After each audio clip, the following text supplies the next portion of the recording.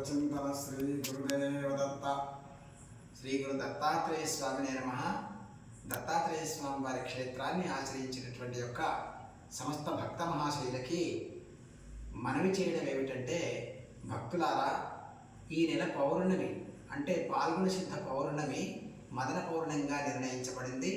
ఇలాంటి మదన పౌర్ణమి ఈ నెల 24 మార్చి 2024 ఆదివారం రోజున జరపడానికి నిశ్చయించాము. చాలామంది సోమవారం అని చెప్పి అనుకుంటూ ఉన్నారు, కానీ సోమవారం ఉదయం 11 గంటల వరకే పౌర్ణమి ఉంది. ఆదివారం రోజు రాత్రంతా పౌర్ణమి ఉంటుంది కాబట్టి ఆదివారం రోజే మనం పౌర్ణమి విశేషంగా క్షేత్రంలో పౌర్ణమి ఉత్సవాలు నిర్వహించడానికి సంకల్పించుకున్నాం. కనుక భక్తులంతా ఈ సదా అవకాశాన్ని వినియోగం చేసుకోవలసిందిగా మనవి.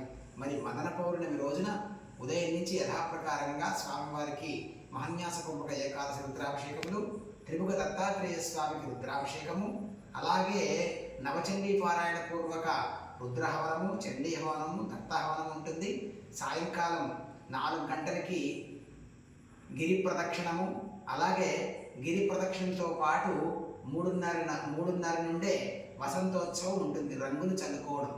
ఎందుకు రంగులు చల్లుకుంటారంటే, మన్మధుడు రెండవసారి జన్మించినటువంటి యొక్క రోజు.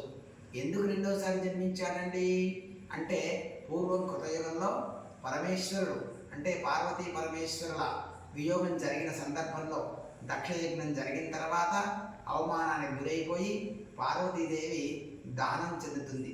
దానికి విరక్తి కలిగి శంకరుడు పూర్తిగా ధ్యానంతో మునిగిపోతాడు.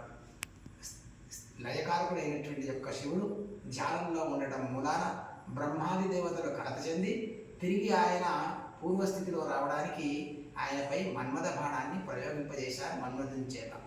అది గ్రహించినటువంటి యొక్క శంకరుడు తన 3వ కన్నుతో ఆ మన్మథుడిని దహింపజేశాడు. మళ్ళీ అందరూ ఆయనను ప్రార్థిస్తే మరుసటి రోజే ఆయనకి జన్మనిచ్చాడు. కాబట్టి దాన్ని మదన పౌర్ణమి అంటారు.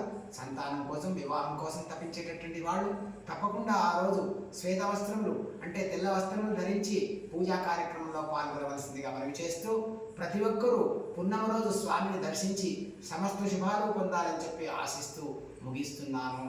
అవధూత చింతన శ్రీ గురుదేవ దత్త.